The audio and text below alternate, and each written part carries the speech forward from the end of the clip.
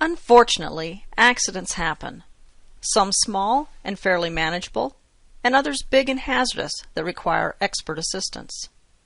This presentation will help you know how to implement and execute an emergency response plan. You need to be able to identify how unintended pesticide releases, like fire and spills, can harm humans and the environment. In dealing with emergencies, you must know how to clean up and dispose of contaminated items to reduce environmental impact. And you should be familiar with emergency response equipment.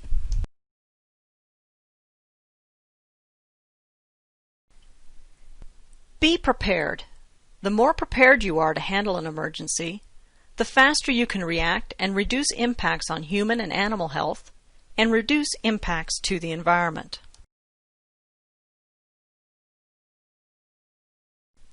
What is a typical emergency when working with pesticides? If a vehicle or spray rig overturned, pesticide injuries, fires, or spills can occur. A ruptured hose can cause a pesticide spill that results in an exposure incident or environmental contamination. An explosion or fire in a pesticide storage area can result in toxic fumes. Why is it important to plan for an emergency response? Being well prepared to respond to an emergency can prevent harm to humans and the environment. How you respond makes all the difference.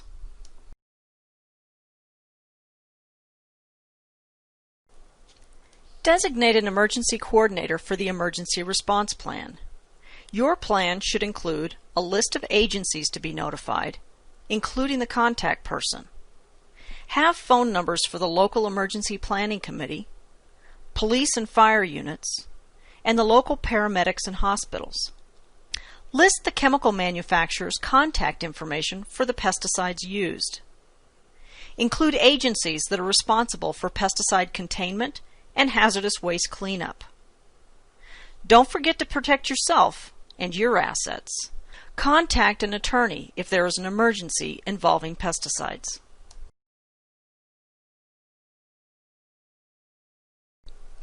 Emergency response forms should be available. Report the information about the incident on these forms and keep them with the phone number list.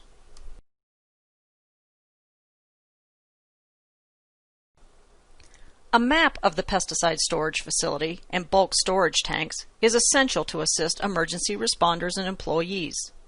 Include the layout of the storage area, access roads and fences, main shutoffs for utilities, and the location of fire alarms, extinguishers, and personal protective equipment. Make sure emergency response agencies have a current copy available in the event an accident occurs.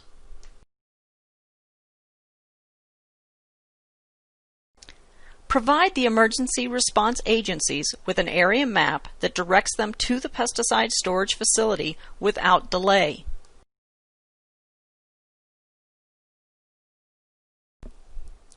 Keep a pesticide storage inventory of the pesticide products with the trade names, volumes, and locations. Also keep copies of labels and MSDSs and your personal protective equipment available, but don't house them in your storage area.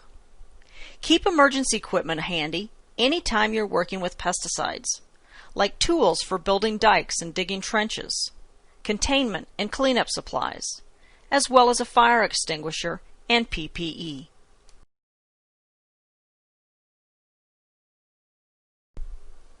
Your emergency plans need to be specific and include step-by-step instructions for each type of emergency that can occur. Prior to any incident, appoint the person responsible to handle the emergency. When an emergency does occur, the responsible person needs to write down everything that happens and then share the information with the local emergency responders.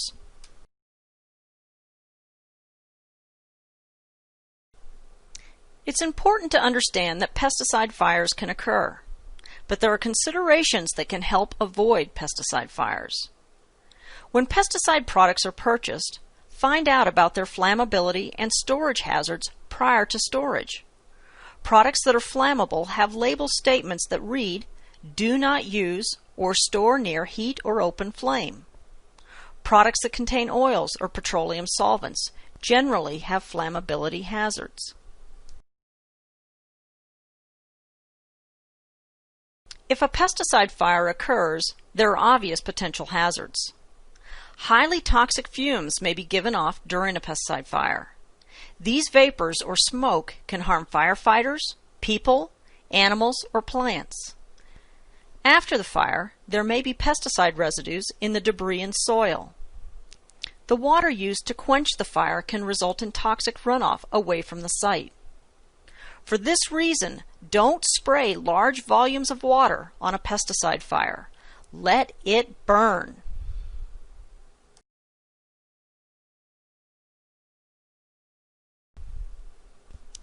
How can the hazards from a pesticide fire be reduced? The storage facility should be placed away from people and animals. Keep the storage facility locked and posted with warning signs. Warning signs alert first responders about what's inside. First responders must know what they're being exposed to in order to protect themselves and others.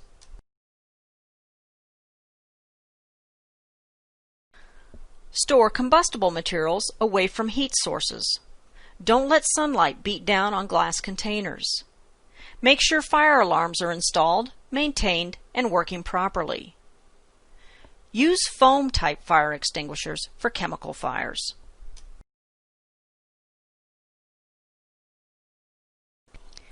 Take precautions to reduce fire hazards. Provide the fire department with the location and facility maps and the pesticide inventory.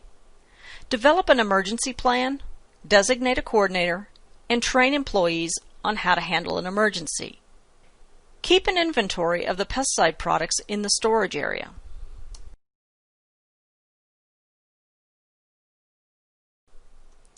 If there's a chemical fire, evacuate the area. Call 911 and report what chemicals are in the fire. Establish a perimeter and keep people out of the area. Have the MSDSs available for all of the chemicals in the storage area.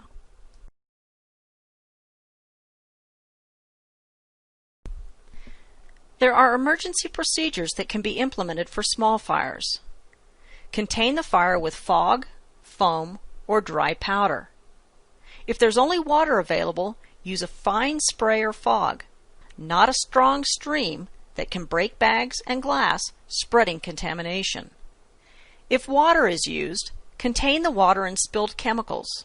Don't allow runoff.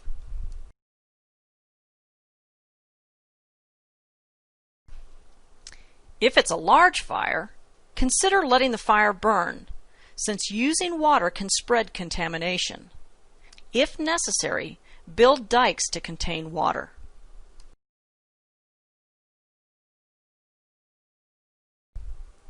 After a pesticide fire, clean or dispose of all clothing. Anyone involved in the fire should shower thoroughly. Leave the fire site for cleanup until after it's cooled.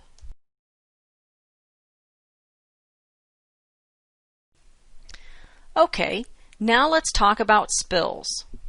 When handling spills, make sure you're appropriately protected with PPE before you enter a zone of exposure. If anyone's injured, administer first aid immediately. Then, remember the 3 C's for spills: control, contain, and clean up the spill. Some pesticide spills may be small and others quite large. Applicators must know how to respond to a pesticide spill. The 3 C's are a good reminder.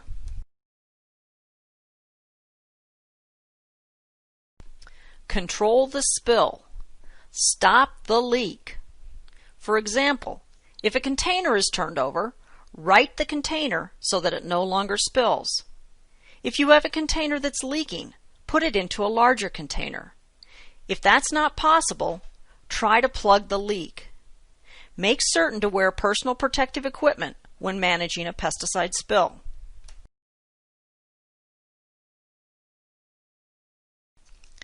While a spill is being controlled, call the police if the spill is on the highway. If the spill can impact water, call the appropriate state agency. Make sure you contact a state agency to report a spill so they can either answer questions of the public or assist with the spill if needed. Labels and MSDSs provide critical information to emergency responders.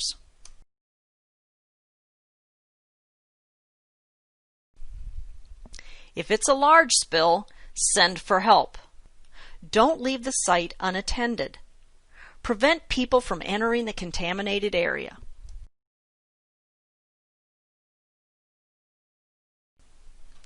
When a large spill occurs, or a small spill that poses risks to humans or the environment, or even if the spill is low risk but visible to the public, call the County Emergency Management Office. For emergency response information and technical assistance, call Chemtrec 1-800-424-9300. Pesticide labels also list an emergency number that can be called.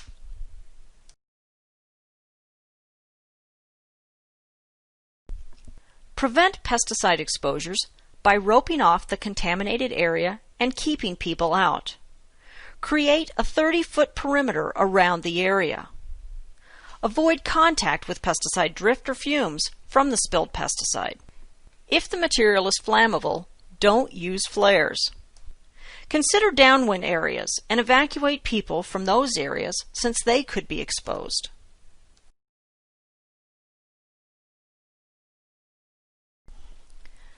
Once the spill is controlled, contain the spill. Build a dam or dike around the spill with materials from the spill kit to prevent the spread of pesticide out of the spill area. For large spills, this can be quite the undertaking. The top photo shows containment in a river just downstream of a spill to prevent any further downstream contamination. Spilled pesticide should never enter water, including sewers and drains.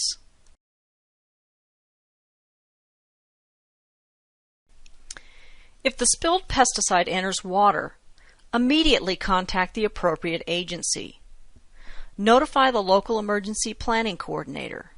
Immediate action is required since it may be necessary to notify downstream users.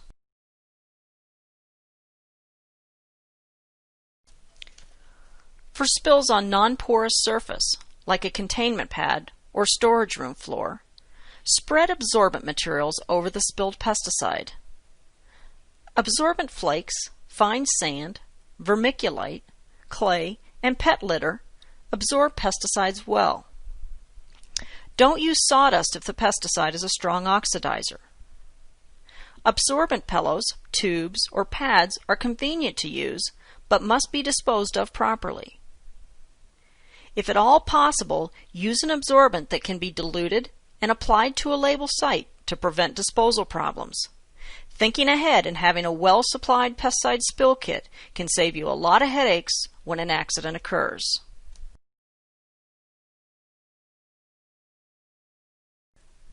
Spilled dust, wettable powder, and granular formulations can be lightly misted to contain it, or you can cover it with plastic.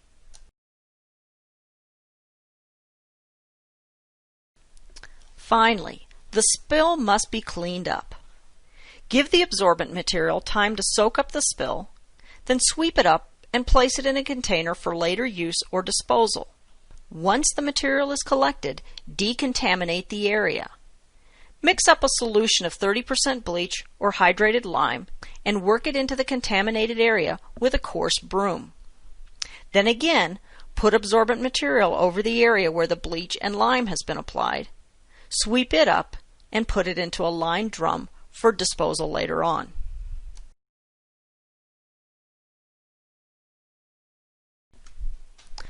Always wear personal protective equipment when cleaning up pesticide spills. When decontaminating the spill area, do not use bleach and lime together. It may be necessary to repeat the application of the bleach or lime to thoroughly decontaminate the area.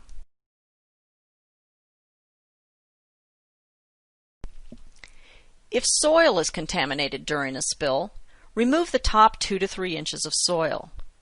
It can be mixed with clean soil and applied at or below a labeled rate to a labeled site. If contaminated soil can't be legally applied, dispose of it properly. To recondition the soil, layer 2 inches of lime over the area. Then add fresh topsoil over the lime. Activated charcoal can also be effectively used to decontaminate an area where a minor spill has occurred.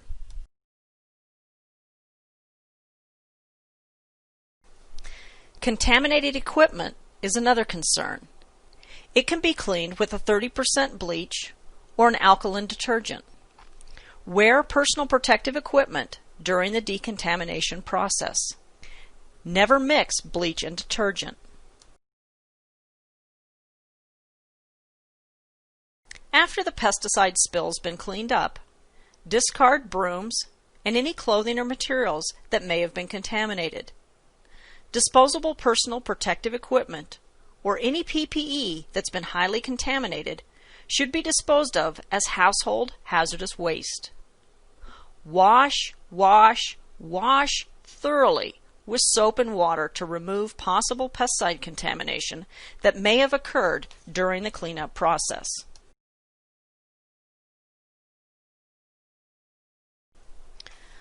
When a spill occurs, record all the cleanup procedures that were used. This is for your legal protection.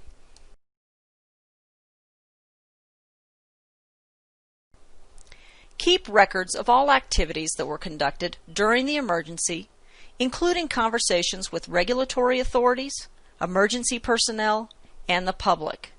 Good documentation is critical. Your records show clearly how emergency response progressed and how you acted in the best way possible to protect people and the environment.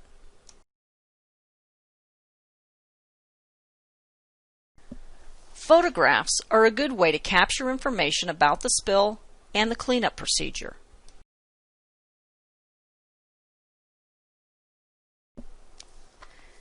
Spill prevention is the key to dealing with spills. Conduct regular inspections of vehicles and equipment to make certain that they're fully operational and not leaking. A thorough understanding of the spray system can help avoid spills. Drive safely when transporting pesticides.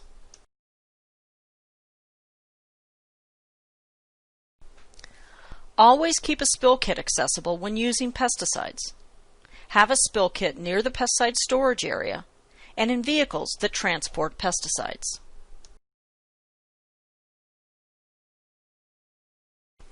A spill kit should contain emergency phone numbers and personal protective equipment in addition to absorbent materials such as pet litter, tubes, or pillows. It should also have a shovel, broom, and dustpan, and a fire extinguisher that's rated for many types of fires. A large plastic drum should be available to contain the spilled materials prior to use or disposal.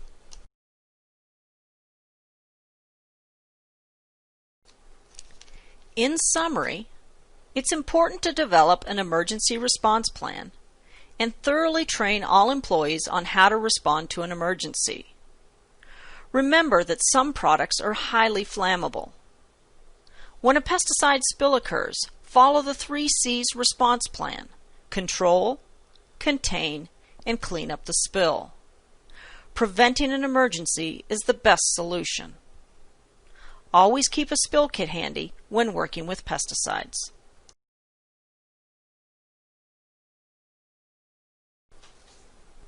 Question 1. When responding to an emergency, the notification call should include what information? 1. Name and callback number of the person reporting the incident. 2. Precise location of the incident. 3. The exact name, quantity, and classification. 4. The extent of any injuries. Answer A. 1 only. B. 1 and 2 only. C. 1, 2, and 3 only. D. 1, 2, 3, and 4. Answer D. All of the listed information should be reported.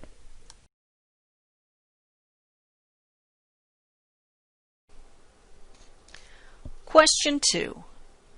Concerns from pesticide fires include all of the following except one option. Which option is not a concern with fires? A. Highly toxic vapors downwind of the fire. B. Contaminated runoff from the fire site. C. Back siphoning into a water supply. D. Pesticide residues in the debris or soil after a fire. Answer C. Back siphoning is a concern when filling a spray tank without using an air gap or check valve. Vapors, contaminated runoff, and soil residues are concerns during and after a fire.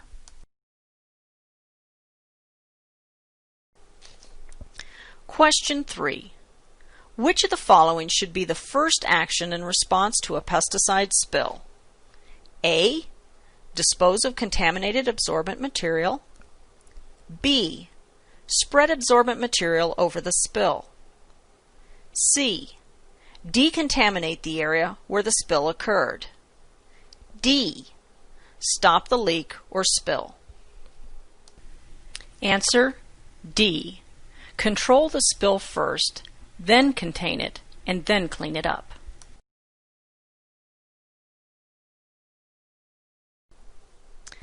This presentation was authored by Carrie Foss, Carol Ramsey, Becky Hines, and Brett Johnson, Washington State University's Urban IPM and Pesticide Safety Education Program.